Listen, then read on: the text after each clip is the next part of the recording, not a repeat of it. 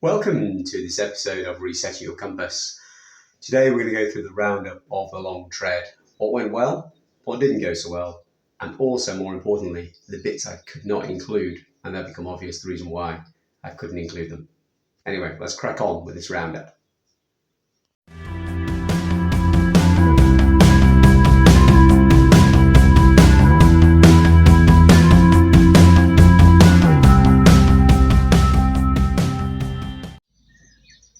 So, just before we kick off, I just want to explain why I've not also been on YouTube for a couple of weeks. When something like this happens, I've never had an expedition finish so early, and in so doing, I then need to sort of get myself back together, clear my head, and get myself back on track again.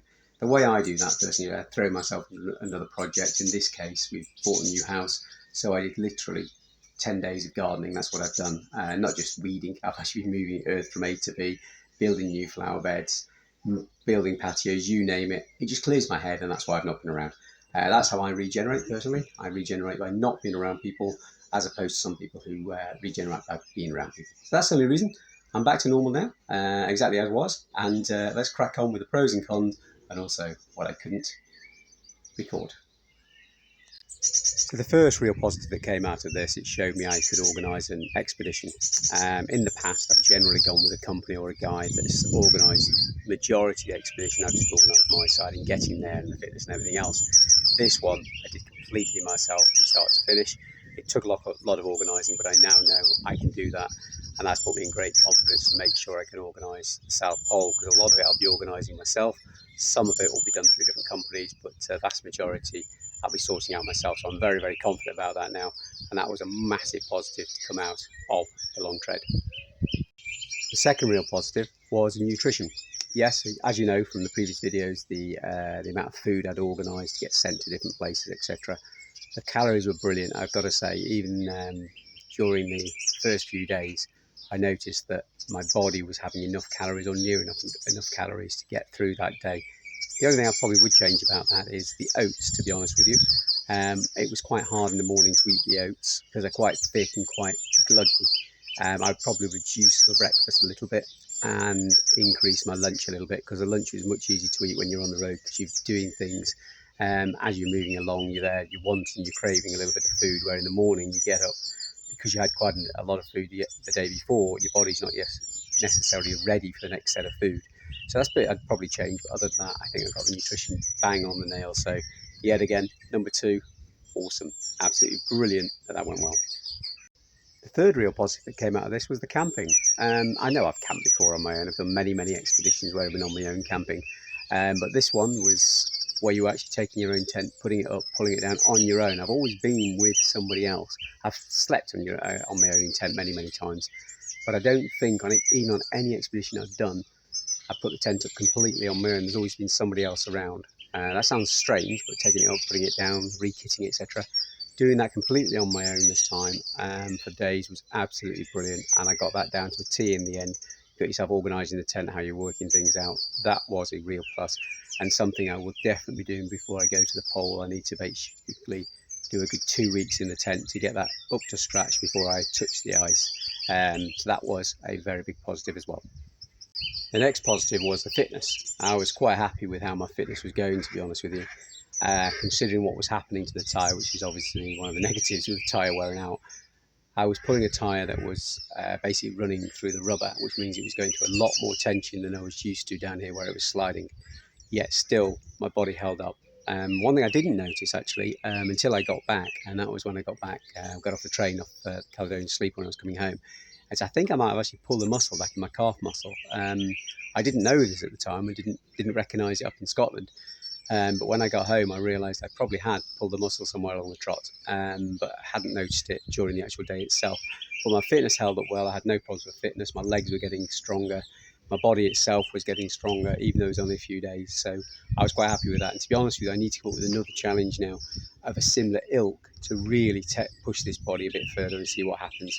But let me think about that in the next month or so, because that's going to take a little bit more thinking. But massive positive. Fitness was good. The last positive I'd like to speak about is the amount of lovely people I met. The only minor problem was because I was doing a solo attempt, and also doing it on my own, as in I'm cooking my own food, it's very difficult to bump into people. However, I did bump into people in some of the towns. They were lovely, really, really nice. I met people who beat their horns as I went by. They're absolutely really nice. People in the campsites, really nice. I met some amazing people, which I, to be honest, I expected to do. Scotland's one of my favourite places to go in the world, and the people there were really, really lovely. The people I actually met. The only sad thing is, because I wasn't using cafes, I wasn't using things like that, I didn't come across as many people I'd like to. So doing something like that again, I would like to change it slightly, that I would be able to go into the cafes and at least have a cup of tea, and in so doing interact more with the local community, because they are awesome, absolutely brilliant. So that was a massive positive. People out there really, really want to help you when you're in need. So what didn't go so well? To be honest with you, it's only really one thing that didn't go so well, and that was the tyre wear. As we're fully aware, it's something I put in the videos.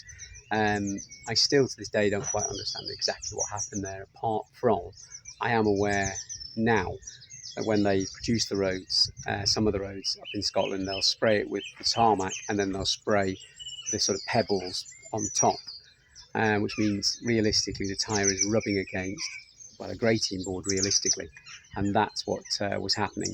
Other than that, the temperature, yes, but the temperature's the same down there. It's the same down there. I hadn't really trained in that temperature, but even though it shouldn't have gone through after 16 miles on the second tyre, for example, it lasted literally 16 miles. So it's one of those things. I don't know how we got around it, to be honest. As I could have driven up to Scotland to check the surface and walked around, but I didn't expect that to happen. That's one of those things. Nothing I could really do about that. I didn't foresee it. Could I have foreseen it? Maybe, maybe not. But anyway, one of those things. Didn't go so well. But hey, you pick yourself up and you go and do something else. And that's what I'm going to be doing shortly. But what? Not quite sure yet. Maybe some suggestions. Okay, folks. So what actually happened on the long tread that I couldn't record at the time, and why couldn't I record it? Well, let's go into this in a bit more detail, because two things happened, oddly enough, of the same ilk, back to back. But anyway. So the first thing that happened was, before I went to John O'Groats, I'd already joined a lot of groups on a very famous social networking site, the local groups, that is. And a few days before I set off, I thought I'd start posting in a couple of these groups that I'm coming through, and it'd be great for people to say hello, and this is what I'm doing it for. Mainly sort of letting the locals know that a guy dragging a tyre through their town is a little unusual, and just give a bit of information about what I'm doing. Sadly, that was put on in the morning, and later on that afternoon, I'd had lots of lovely ticks, which you do on these things. However, a few individuals, and I'm saying just only a few individuals, decided that they didn't like what I was doing and really went at me quite hard and in a very unpleasant way on the social networking site. However, one of the individuals then took that further and started trolling me. Wasn't pleasant. Went into my personal profile, started putting angry emojis all over my posts, going back quite a while. That then led me to having to basically take down my public profile and make myself private, which wasn't at all pleasant, because I've never done that in my life. Block that person, obviously, and then also take the post down from the local group as well, because even though there have been some lovely ticks of people liking the post, there have been a couple of individuals who really went at me in a very unpleasant way. That then left a very bad feeling in my mouth, because on my journey up, I'd organised, I was going to get a train, then a bus, then another bus, all the way to John O'Groats. However, because of these couple of individuals, even though there was obviously thousands of people in that area, thousands and thousands, a couple had clearly taken offence to what I was doing. It is worth noting, some people actually sent me some really nice messages saying, please ignore the comments on that group. It wasn't representative of the area, and they sent me really nice private messages. So obviously even other people were seeing what on earth was happening. Anyway, that changed my journey plans to get up north. I went on the train, I then went on the bus, but then I turned all my advertising around. the long tread, for example, all the banners were turned around. I basically went through their area incognito and got a taxi up to John O'Groats because I was concerned that the couple of individuals that had been very, very unpleasant, and I mean very unpleasant, not just gentle, very unpleasant, there may be repercussions.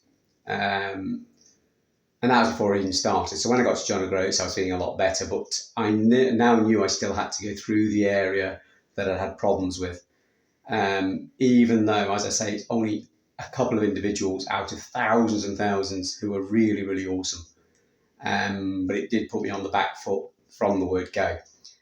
As it is, the next couple of days, I did pass through the area, and the people I met were unbelievable. They were brilliant, really, really, really nice. And that was nice, but obviously in the back of my mind, I was still very concerned at the couple that had been not very unpleasant, and the one that had actually trolled me. I was concerned because in essence, I'm travelling on my own on a road, and I don't know if these people are going to take it any further. And that was my biggest concern. So for the first few days, it was a very sort of unpleasant experience with what I was doing. As I got further south, that started to wane, and I got a little bit happier because I knew I was further away from where the keyboard warriors, as I want to call them, had been. However, the next thing was even stranger. Basically what happened, I'd moved on by then, down further, and I got to my usual, had to stop at a shop to get my milk. And as I did, I was chatting to somebody, and I said, I'm doing this for charity, blah, blah, blah, and explained who I was, to which when I said who I was, because I'm pulling a tyre, their voice went, ooh. I thought, and I said, what? Oh, you're the guy on such and such a group. And I thought, that's interesting. Never knew that group existed. Anyway, this person was really, really nice, really, really great. They got me some water, etc., and everything else. Really nice person. I got chatting to them for about 5 or 10 minutes. Really, really pleasant, which is what was happening in Scotland. People were really, really nice. They really were. Anyway, I wild camped that night, but I was a bit unsure that night for wild camping because of what happened previously. I was still a bit concerned. I was still close enough that I was concerned. Next morning, I woke up to try and sort the tyre out. Went down to a local area, left my kit near the river, all packed up, and then popped up to the B&B, to the toilets, etc. When I came back, I then asked somebody for some help, and sadly, they didn't want to help me, which is not a problem because anybody can or cannot help. That's their choice. But I did think it was a little bit strange because I'd met some really fantastic people to that point. Anyway, I then carried on for the day, got to the next campsite and thought, I'll look up this group that somebody mentioned. And as I logged in, hey, guess what? A picture of my kit flashed up. I thought, that's a little bit odd. That was this morning. Not from anywhere else. This is somebody taking a picture of my kit this morning where it was near the river. Without me knowing, because I was obviously at the toilet in the B&B. It transpires that the person taking that picture, I'd actually spoken to them, and they were the ones that were unwilling to help me. So even though this person had taken the kit, they put my picture on Facebook and left a unpleasant message with that picture, they didn't say anything to my face. At that time, I didn't know it was happened, obviously. But the problem is, because of that picture and the unpleasant comments, then I got some very unpleasant comments, lots of swearing, etc. Very nasty comments from approximately 2 or 3 more individuals. Yet again, it's down to 2 or 3 and not the thousands and thousands and thousands that are up there. It's always the way. Anyway, that left me in a very weird position because I'd actually met the person now who'd left one of the unpleasant comments. On top of that, later on, the person who manages the group did take down a vast majority of the comments because they were unpleasant. But that still didn't stop my mind of, hold on a second, guys.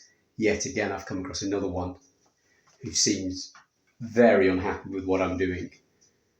But not only that, they actually met me. and didn't say a single word. They're happy with their keyboard warrior style, hide behind their screen, but not to me. It's important in saying, by the way, on this group, I wasn't the only one getting unpleasant comments. Some of the other people who were doing John Groats Land's End were also getting unpleasant comments. I just happened to be the one that they were able to find. And that sounds weird, but because I'm so distinctive, because I was doing something different, I was the centre for their rants. The other ones were getting it as well. I think there's about 7 of us on the road from what I can gather. And yeah, but I was definitely getting it worse than the most. But also because I was on my own, it was a serious concern to myself because I had no backup. Anyway, that's what really happened. And obviously during the videos, I could not put that in the YouTube videos at the time because I was concerned for my safety. I didn't want to antagonise the very tiny 3 or 4 individuals that were causing this. As I say, 99% of the people I met, 100%, almost 100% of the people I met were awesome. Absolutely awesome, really nice, really friendly. Even on the last day when I'd also thrown in the towel and was getting the bus, somebody bought me a breakfast just for the charity. Absolutely amazing, gotta say, really, really good. So they were the things that happened that you couldn't see. That didn't make the decision, by the way, because I was quite prepared to keep going all the way through this because I know you can't rely on just a couple of individuals destroying something. That is the problem with social networking, sadly. It's the downside. There's some very positives of social networking, but sadly, the downsides are you're going to get 1 or 2 people who think it's fine to give you some abuse on social networking sites, even though they've never met you. And if they do met you, as was shown, they wouldn't even say a word. They're quiet as a mouse. Anyway, so that's exactly what happened. It did not change my decision, by the way. The tyre was knackered no matter what, and I couldn't do anything about that. So that was my decision for coming home. But on the back of this, just to let you know, no matter what you do, not everybody likes what you do. And on that score, by the way, I even put a social media post about the South Pole. It was about 6 months ago now. And one person took offence to I shouldn't even be going to the South Pole without even knowing me, without anything else. It's a weird world, social media. And I did wonder whether to close one of my social media accounts because of that. Because now I'm private anyway. No one apart from my friends can see it, which is good. My friends can see it, but the whole idea was that the world could see it. Anyway, let's get out of this little sort of downtime and get back high. What are we going to be doing next?